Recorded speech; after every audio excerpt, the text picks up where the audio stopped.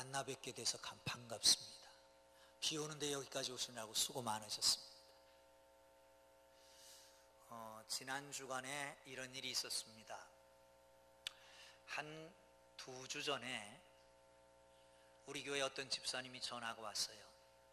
한 사람이 병원에 입원해 있는데 예수를 믿기를 원하는데 목사님 가셔서 복음을 전해 주십시오. 그래서 국립암센터에 갔습니다. 나이는 나하고 동갑이에요. 제 나이가 몇인지는 다 아시죠? 동갑인데 교회를 나갈 기회를 여러 번 찾았지만 너무 바빠서 교회를 못 나갔대요. 말씀을 전했습니다. 복음을 제시했습니다.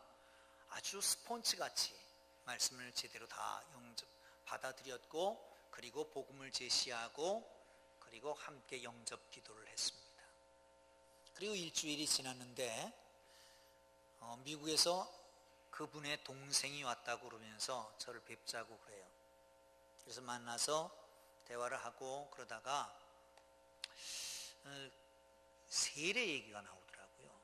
그래서 이 세례는 교회 내에서 세례를 베풀어야 되는 게 마땅합니다.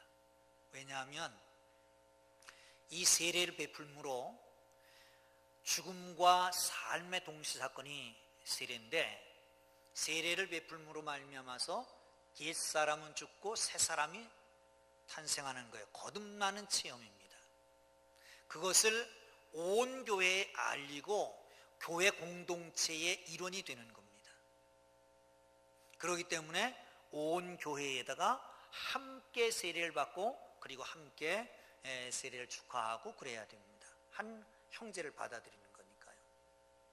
그런데 사도행전에 보면 빌립이 광야에서 에디오피아 구스네시를 만나잖아요. 그리고 말씀을 전하고 복음을 전하고 예수를 영접하고 난 다음에 길을 가다가 세례를 받기를 원합니다. 그래서 물 있는 곳에서 세례를 베푸는 거예요. 근데 딱 생각하니까 이분이 어쩌면 오래 살지 못할 것 같다 하는 생각이 들어서, 그러면 세례를 베풀어야 되겠다. 한 주 전 정도에 우리 부목사님 모시고 가서 세례를 베풀었습니다. 그리고 18일 금요일이죠. 금요일 날 수요일부터 해가지고 몇 번 고비가 있었는데 가서 기도하고 그리고 왔는데, 금요일 날 하나님이 부르신 겁니다. 여러분 어떻게 생각하세요? 젊은 나이에 안 됐다 그렇게 생각하십니까? 그래도 참 다행이다. 하나님이 사랑하신다는 생각이 탁 듭니다. 일주일 전에 세례받고 그 일주일 전에 예수 영접하고, 그러니까 보름 정도 된 다음에 간 거예요. 7월 7일 날인가 11일 날 7월 11일 날 검사에서 암이 생겼다라고 하는 걸 알았고, 18일 날 병원에 갔더니 한 달 정도밖에 살 수 없다라고 하는 얘기를 했고, 그리고 한 달 만에 떠난 거예요. 여러분 어떻게 보면 참 경제적으로 예수 믿었다는 생각이 듭니다. 그렇잖아요? 최소의 비용으로 최대의 효과를 거뒀잖아요. 예수님께서 십자가에 달려 돌아가실 때 양쪽의 강도가 같이 십자가에 달렸습니다. 한 강도가 말합니다. 당신은 하나님의 아들이라고 그러면서 왜 비겁하게 거기서 죽느냐? 당신 내려오고 나도 좀 구해달라. 한쪽에 있던 강도는 말합니다. 아니 무슨 소리냐? 너나 나나 잘못해서 그 대가로 죽지만 이분은 하나님의 아들이야. 잘못한 게 전혀 없어. 주님의 나라에 임할 때에 나를 기억해 주십시오. 그래 오늘 내가 나와 함께 낙원에 있으리라. 가장 경제적으로 예수 믿은 사람입니다. 그리고 하나님 나라에 최초로 들어간, 예수님 다음에 최초로 들어간 사람이라고 할 수 있을 겁니다. 사랑하는 성도 여러분, 위기 가운데도, 고통 가운데도, 슬픔 가운데도, 절망 가운데도 하나님께서는 가장 좋은 것으로 주시는 걸 믿으십니까? 여러분 생각해 보세요. 젊어서 죽은 게 아닙니다. 그런데 그렇게만 볼 게 아니잖아요. 영원한 세상 속에, 이 땅에 있는 세상의 삶은 70이요 강건하면 80이고 요즘 100세 시대라고 말해서 100살을 산다고 해도 영원한 시간 속에서는 점 찍은 것밖에 되지 않는데, 여러분 30을 살던 60을 살던 100을 살던 얼마나 길게 사는 겁니까? 그것이 저 영원한 세상을 준비하는 것인데, 그 영원한 세상은 예수 믿는 사람에게만 갈 수 있는 세상입니다. 할렐루야. 그렇지 않으면 지옥에서 영원히 고통받는 것으로 빠져야 되는 것이란 말이죠. 그렇다면 예수 영접하고 믿음으로 갔다, 하나님 나라 갔다라고 하는 거 얼마나 다행입니까? 그 상황 속에서 최고 좋은 것으로 주신 하나님 것을 믿으시기를 축원합니다. 할렐루야. 이 세상은 그렇습니다. 언젠가 오래된 얘기입니다만은 세미나에 갔는데 어떤 목사님이 그런 얘기를 하더라고요. 이 목사님, 같은 방을 쓰고 있었어요. 글쎄 이런 일이 있었다고. 무슨 일이요? 어떤 집사가 오더니 그러더래요. 아무개 집사를 아냐고. 아무개가 이름이 뭔지 아냐고. 아무개가 이름이 뭐냐고 그러니까 좀 이상하네. 그 교회에서 열심히 봉사하는 그 사람이 이름이 뭔지를 아냐고. 그래서 아무리 생각해도 생각이 안 나더래요. 그래서 난 이름이 생각 안 난다고. 근데 그 말을 갖다가 뽀로로 가서 그 아무개한테 얘기를 한 거예요. 그러니까 그 아무개가 상처를 받고 몇 년이 지났는데 아직도 교회를 안 나온다는 거예요. 그러면서 그 목사님이 그러더라고. 그렇게 전해준 그 집사도 야속하지만 자기가 기억력이 없는 게 너무 한스럽다고 하는 생각을 하더란 말이에요. 여러분 참 안타까운 일입니다만은 실망을 하기도 하고 누군가 실망시키고 절망하기도 하고 절망시키고 내가 허무에 빠지기도 하고 다른 사람을 시리에 빠지기도 하고 배신을 당하기도 하면서 다른 사람을 배신하기도 하고 빼앗기기도 하고 빼앗기도 하고 하는 것이 이 세상 삶이 아닌가 생각합니다. 오늘 본문에는 하나님의 절망이 있습니다. 하나님의 절망, 하나님의 실족이라고 그럴까요? 이게 자그마치 2700년 전의 얘기입니다. 이사야가 활동했던 때가 2700년 정도 됐습니다. 그때에 이 노래가 왕성했던 거예요. 그런데 이 내용은 그런 겁니다. 포도원을 만들었습니다. 그리고 아주 기름진 곳에, 비탈진 곳에 포도원을 잘 만들었습니다. 거기다 최고 좋은 포도나무를 심었어요. 그리고 기대를 합니다. 좋은 포도가 열리기를. 그런데 들포도가 열렸단 말이죠. 실망했습니다. 하나님이 실망했어요. 그런데 여기서 그러면 포도원은 뭐고 그리고 농부는 누굴까? 여러분 생각 그냥 하면 되겠죠. 농부는 하나님이고 포도원은 이스라엘 유다 백성들을 얘기합니다. 그런데 이렇게 모든 것을 완벽하게 준비해 놨는데 불구하고 들포도를 맺었어요. 실망하셨습니다. 심판한다고 말씀합니다. 여러분 오늘 이 포도원의 노래 속에 하나님은 어떤 분이신가 그걸 알고 그 하나님을 기쁘게 해드리고 그 하나님의 뜻에 따라 살아가기를 주의 이름으로 축원합니다. 할렐루야. 1절 2절을 보겠습니다. 시작. 나는 내가 사랑하는 자를 위하여 노래하되 내가 사랑하는 자의 포도원을 노래하리라. 내가 사랑하는 자에게 포도원이 있으며 심히 기름진 사내로다. 땅을 파서 돌을 제하고 극상품 포도나무를 심었도다. 그 중에 망대를 세웠고 또 그 안에 술토를 팠도다. 좋은 포도맺기를 바랐더니 들포도를 맺었도다. 아멘.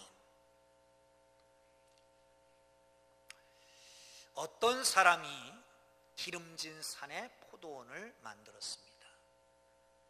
기름진 산, 아주 비옥한 땅이에요. 산이라고 하는 것은 모든 농작물, 특별히 포도나무의 재배에 있어서 가장 중요한 게 배수와 햇빛입니다. 산, 조그만 언덕인 것 같습니다. 배수가 아주 잘 됩니다. 그런가 하면 아마도 남양이었을 것 같습니다. 햇볕이 잘 듭니다. 요즘 같으면 포크레인으로 내지는 트랙터로 내지는 경운기로 가를 수 있습니다. 그런데 그 당시에는 거의 농부가 손으로 내지는 소를 들여대서 할 수밖에 없습니다. 근데 비탈이었기 때문에 소를 들여대기도 힘들고 아마 손으로 다 돌을 걸러냈을 겁니다. 그리고 좋은 포도를 심었습니다. 거기다 망대를 세워서 그 포도원을 지켰습니다. 그리고 포도주 틀을 만들고 최고의 시설을 다 갖추어 놨습니다. 이게 포도원을 위해서 만든 겁니다. 사랑하는 성도 여러분, 포도원이 이스라엘이라고 하면 이스라엘은 어떻게 만들었을까요?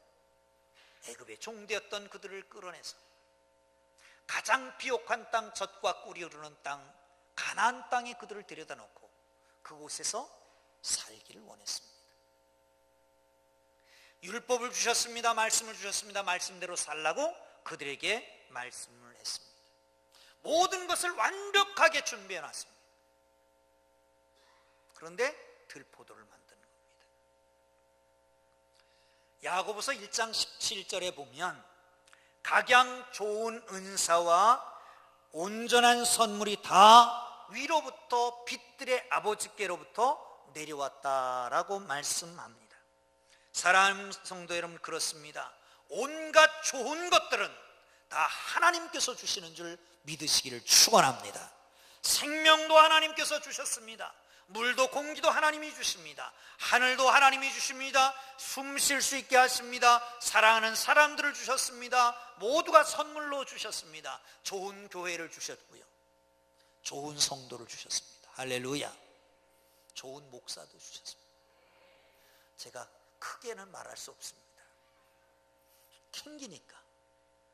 그러나 사랑하는 성도 여러분, 우리에게 주신 좋은 가정, 좋은 아내, 좋은 남편, 좋은 자식들 다 하나님이 주신 거 아니에요? 하나님이 주신 거. 어떻게 보면 비교해서 보면 그러잖아요. 엄친아 그런 거 있잖아요. 엄친아가 뭐예요? 엄마 친구의 아들.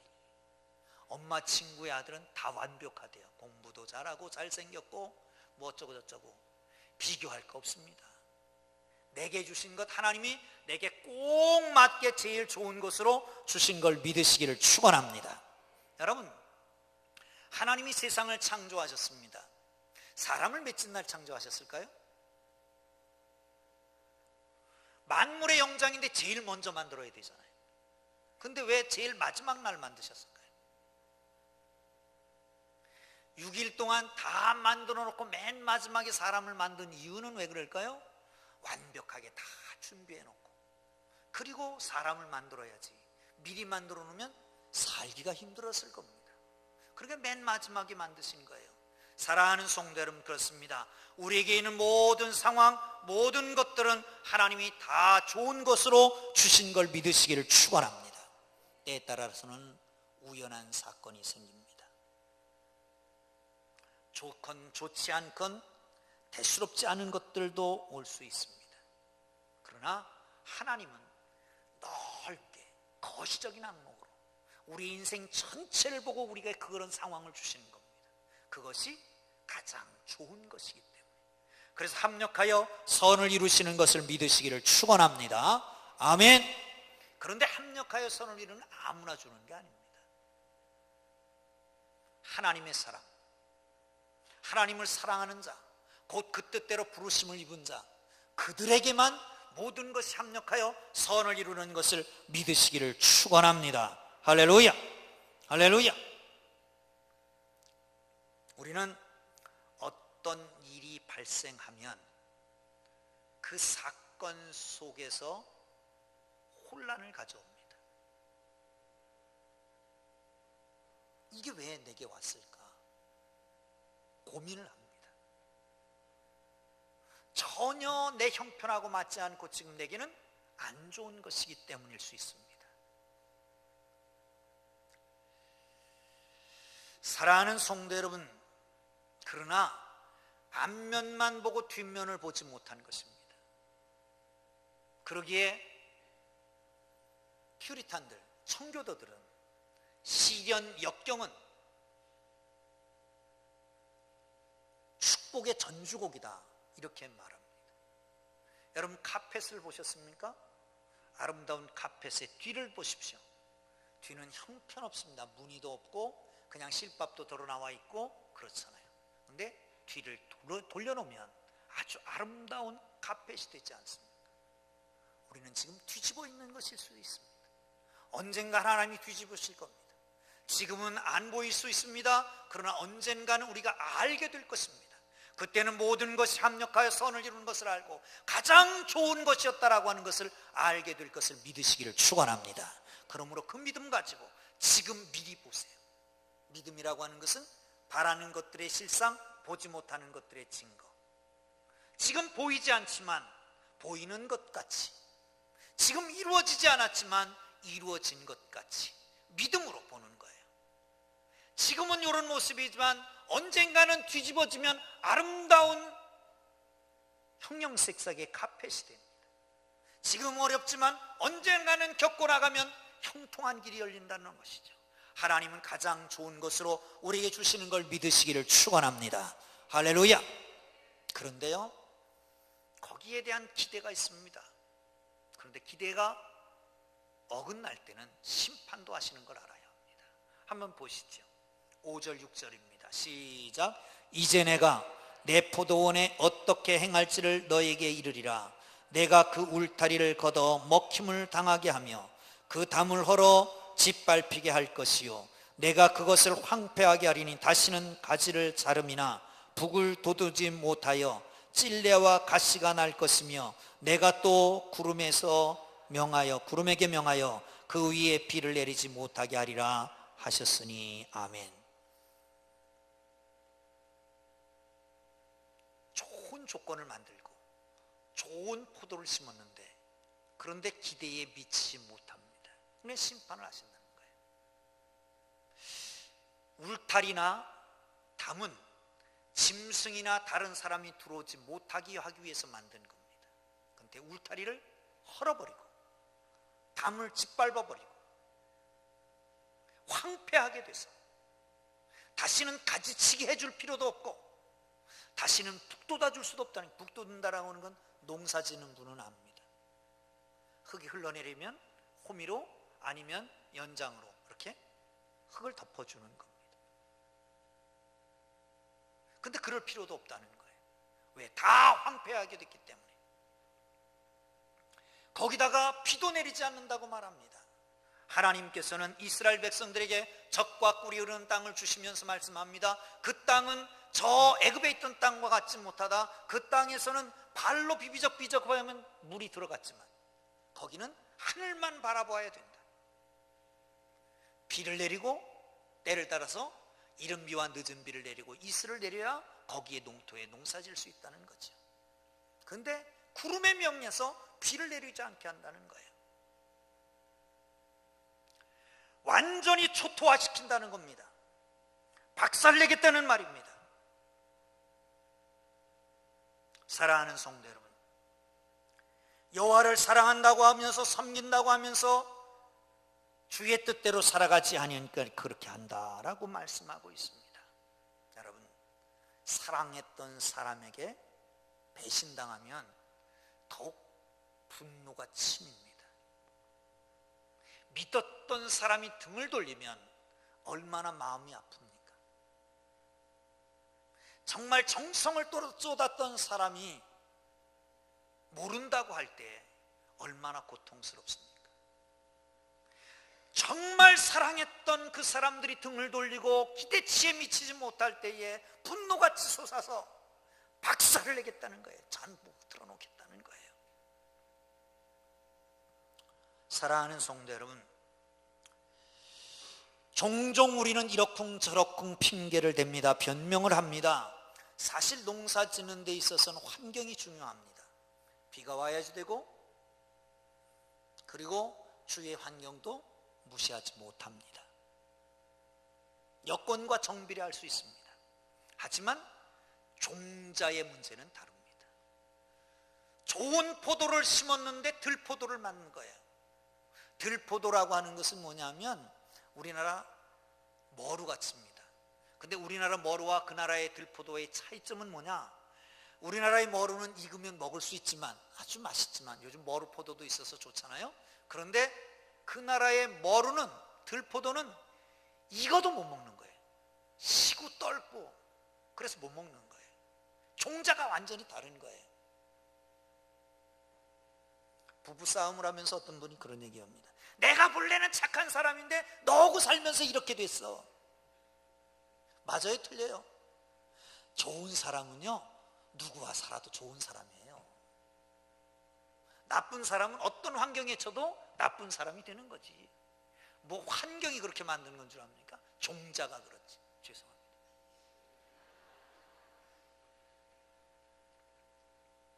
스데반 보세요. 스데반 예수를 증거합니다. 저들이 마음에 찔렸습니다. 돌을 들고 치려 합니다. 그런데 그때 이미 천사의 얼굴을 지변했습니다. 돌 들어서 칩니다. 돌 맞아 죽습니다. 돌 맞아 죽는 게 얼마나 고통스럽겠습니까? 그런데 그 가운데서도 기도하잖아요. 하나님, 저들이 하는 일을 저들이 모릅니다. 저들의 죄를 저들에게 돌리지 마옵소서. 종자가 다른 거예요. 종자가. 가끔 학교에 강의를 나가니까 젊은이들이 상담할 때가 있습니다. 어떤 애들은 황당해요. 목사님, 내가 싫어요. 꼴도 보기 싫어요. 그래서 저는 거울을 보지 않아요. 그런 사람은 정말 황당해요. 어떻게 대책이 없습니다. 여러분, 내 모습은 어떻습니까? 여러분의 모습은 어떻습니까? 만족하십니까? 아니면 불평투성입니까? 근데 세상에 똑같은 사람이 하나도 없습니다. 여러분, 사람의 인상이 몇 가지나 되는 줄 아세요? 5만상이에요. 5만상. 근데 5만상집 부리지 마라고 그러잖아요. 5만상. 그런데 5만상도 더 돼요. 지금 60억이나 되지만 60억이 똑같은 사람이 하나도 없습니다. 일란선 쌍둥이가 있습니다. 우리 교회에 남녀비 도여비가 있는데 저는 남녀비 도여비 구분 잘 못해요. 남녀비한테 도여비라고 그러고 도여비한테 남녀비라고 그러는데 그 엄마 아빠는 알더라고요. 희한하게. 그러니까 뭔가 다른 거예요. 다른 거예요. 여러분, 희소가치라고 하는 게 있습니다. 희소가치. 똑같은 게 많으면 싼 거예요. 그래서 수제가 비싼 거잖아요. 한 땀 한 땀 장인의 정성으로 만든 게 비싼 것처럼 우리는 똑같은 게 없습니다. 다 다릅니다. 그런 만큼 여러분은 희소가치가 있는 천연기념물인 줄 믿으시기를 축원합니다. 할렐루야, 할렐루야. 자, 그렇습니다. 자칫 잘못하면 이런 아이들이 자기는 열등감에 빠지고 엄마는 공부 안 난다고 쪼고 아무리 공부를 열심히 해도 성적은 올라가지 않고 학교에서는 왕따 당하고 그럼 가는 길은 두 가지입니다. 하나는 잘못된 길로 나가서 자기 존재감을 드러내는 거예요. 그렇지 않으면 자기 존재감이 완전히 없어지는 거예요. 그래서 자살 충동을 느끼고 그렇게 사는 거예요. 사랑하는 성도 여러분, 그렇습니다. 하나님께서 우리를 만드셨습니다. 가장 최상급으로 만드신 걸 믿으시기를 축원합니다. 할렐루야. 옆에 한번 보실래요? 옆에 한번 보세요. 옆에 분하고 이렇게 인사하면 좋겠습니다. 아이고, 천연기념물이시네요. 시작. 아이고, 천연기념물이시네요. 하나밖에 없습니다. 하나밖에. 자, 마지막으로 4절을 보겠습니다. 시작. 내가 내 포도원을 위하여 행한 것 외에 무엇을 더할 것이 있으랴? 내가 좋은 포도를 맺기를 기다렸거늘 들포도를 맺음이 어찌 됨이냐. 아멘. 기다림이라고 하는 게 있습니다. 오늘 본문에 보면 이 기다린다, 기대한다라고 하는 히브리어 단어가 카와라고 하는 단어인데, 이 카와라고 하는 단어가 저렇게 생겼습니다. 아직 안 뜨네.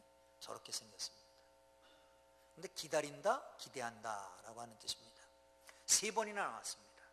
2절에 보면 바랐더니, 4절에 보면 기다렸거늘, 7절에 보면 바라셨더니, 이게 다 똑같은 단어로 되어 있는데 다르게 표현되어 있습니다. 여러분, 우리는 종종 기다립니다. 신호등에 막히면 푸른 신호등을 기다리잖아요. 슈퍼마켓에 가면 계산대에 줄 서서 기다리잖아요. 우리는 기다리면서 삽니다. 외출하려고 그러면 와이프가 마무리 5분 더 하잖아요. 그러면 밖에 나가서 차에서 그동안 기다려줘야 돼요. 애들이 학교에 갔다 올 때 되면 초인종 소리를 기다리기도 합니다. 근데 이런 것들은 시간만 지나면 다 되는 거예요.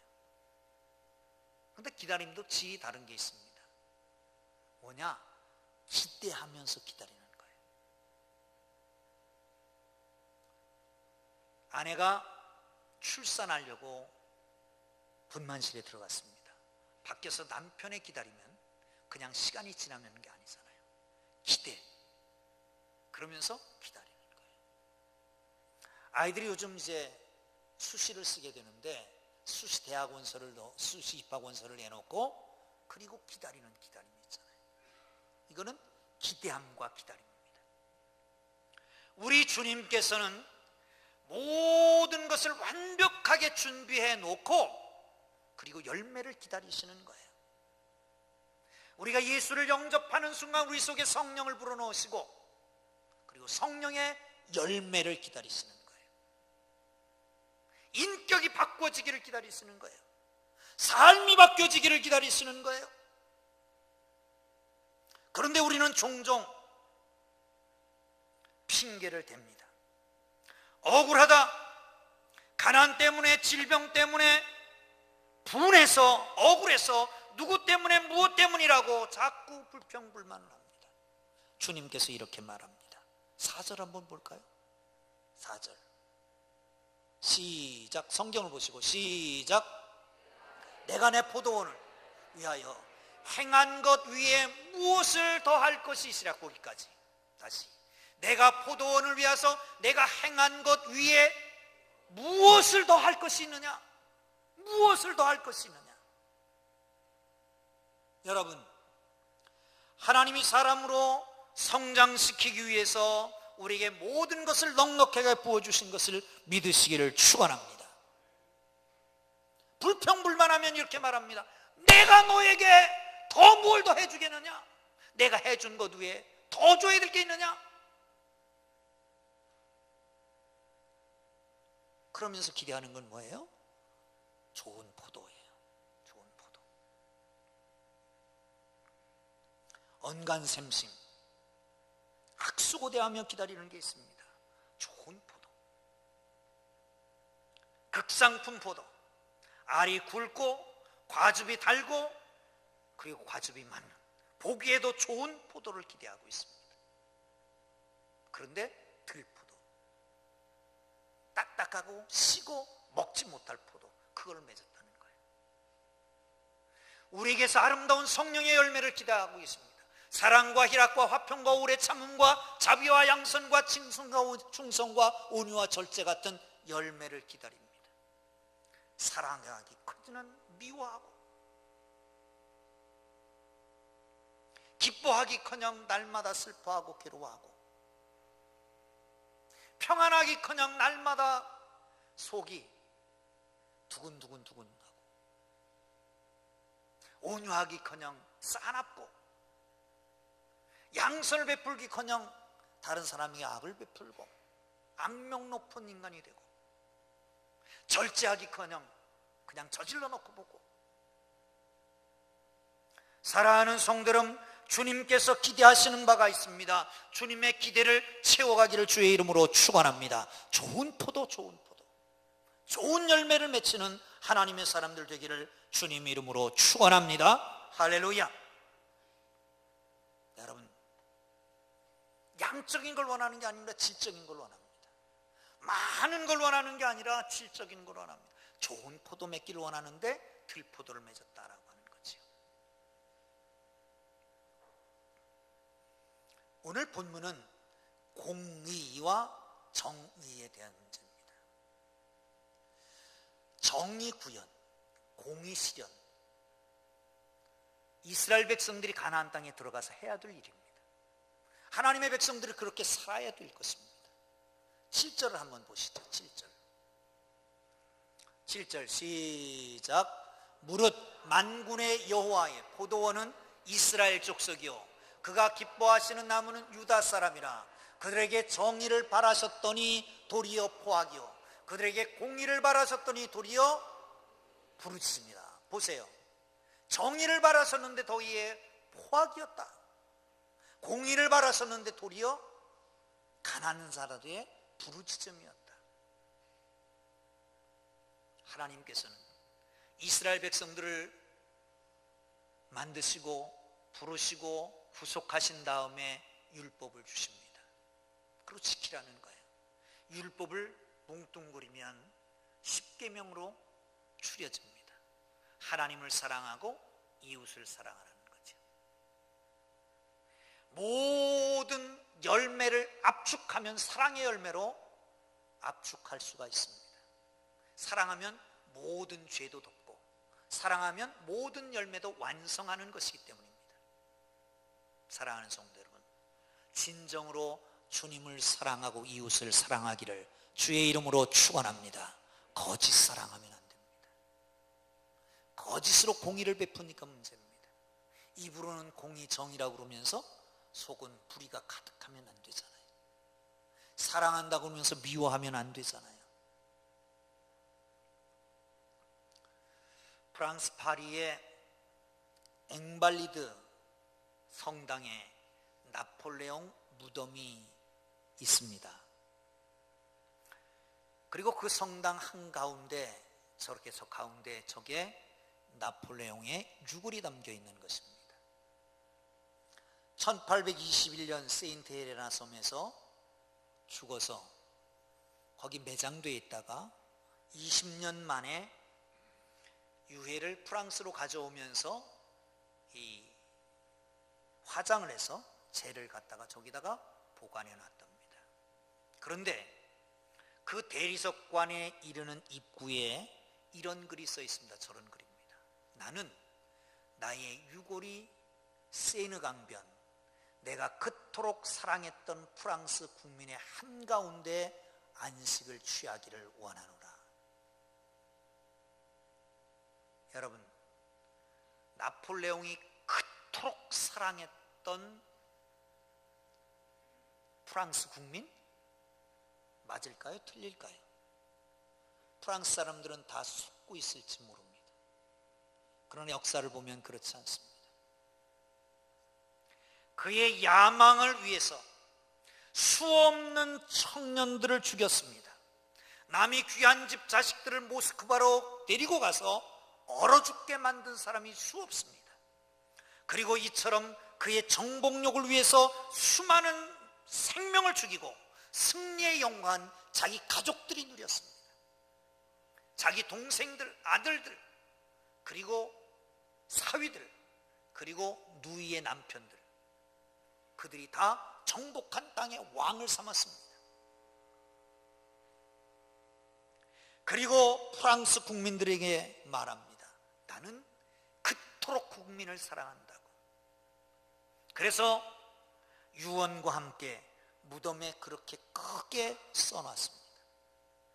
히틀러도 연설할 때에 중간중에 동기를 사랑하고 게르만 민족을 사랑한다고 말합니다. 그 사랑 때문에 유대인들을 수백만을 죽이기도 했습니다. 자기중심적인 사랑, 그건 사랑이 아니죠. 저희 집에 아이가 둘이 있습니다. 큰애하고 작은 애하고 차이가 5년 정도 납니다. 그러니까 작은 애가 낳았을 때는 큰애는 딸아이인데 유치원 다니고 그랬어요. 그러니까 조그만 게 나니까 얼마나 귀엽겠어요. 그리고 어쩌다 보면 그냥 울어요. 애가 까르륵 하고 울어요. 그래서 봐보면 뽀뽀하고 있는 거예요. 이쁘다고, 사랑한다고 뽀뽀하는 거예요. 근데 이 조그만 아이는 그게 싫은 거지. 근데 아이는 이해하지를 못해. 큰애 딸은 이해하지를 못해. 왜 내가 사랑해서 뽀뽀하는데 왜 우냐 이거지. 나는 사랑한다는 거지. 사랑하는 성도 여러분, 예수님께서 복음서를 결론을 맺습니다. 요한복음 맨 마지막 장이 몇 장이죠? 성경을 좀 보시죠. 21장입니다. 21장. 21장 맨 마지막에 베드로를 찾아가십니다. 그리고 베드로에게 묻습니다. 내가 나를 사랑하느냐? 예, 내가 주를 사랑하는 주께서 아시나이다. 내 양을 먹여라. 내가 나를 사랑하느냐? 네, 제가 주를 사랑하는 줄 아시지 않습니까? 내 양을 쳐라. 또 한 번 묻습니다. 그래, 내가 주를 사랑하나이다. 내 양을 치라. 근데 이 물음이 다릅니다. 첫 번째 예수님의 물음은 아가파스메 이렇게 묻습니다. 아가페적 사랑으로 나를 사랑하느냐? 대답을 합니다. 대답할 때 필레오적 사랑으로 사랑한다고 대답합니다. 친구 간의 사랑 정도. 아가페의 사랑으로 사랑하느냐? 다시 묻습니다. 또다시 사랑, 그렇게 얘기합니다. 근데 예수님이 마지막 질문 가운데 바꿉니다. 그러면 친구 간의 사랑으로 사랑하겠느냐? 그렇습니다. 그런데 우리는 여기까지만 봤는데 오늘 말씀을 준비하면서 보니까요, 내 양이라고 하는 그 양이 또 다르더라고요. 첫 번의 불름의 질문에 대해서 답할 때 그 양은 아르니온이라고, 아르니온. 내 양을 먹어라. 내 양을 먹여라. 내 아르니온을 먹여라. 아르니온이라고 하니까 갓 태어난 양이에요. 새끼 양. 두 번째 질문할 때는 프로파티온이라고 하는 말을 쓰는데 이건 성장 중에 있는 청년 양을 가리킵니다. 그리고 맨 마지막에는 프로파톤 이렇게 말하는데 이건 다 성장한 양입니다. 네가 나를 사랑하면 내 어린 양을 먹여라. 갓 태어난 양을 먹여라. 내가 나를 사랑하면 청년 양, 너와 비슷한 수준에 있는 양 먹여라. 싸우지 말고 질투하지 말고 분쟁하지 말고 먹여라. 네가 나를 사랑하느냐? 그렇다면 너보다 성숙한 앞서 있는 사람도 시기 질투하지 말고 그것도 사랑해라. 주님 그렇게 말씀합니다. 여러분, 모든 것을 완벽하게 준비하신 주님께서는, 최선의 것을 준비하신 주님께서는 기대하십니다. 기대에 못 미치면 실망하고 심판하십니다. 그렇다면 열매를 맺어야 됩니다. 어떤 열매를 맺으실 겁니까? 아름다운 사랑의 열매, 성령의 열매를 맺히는 하나님의 사람들 되기를 주의 이름으로 축원합니다. 축원합니다. 기도하겠습니다. 하나님 아버지,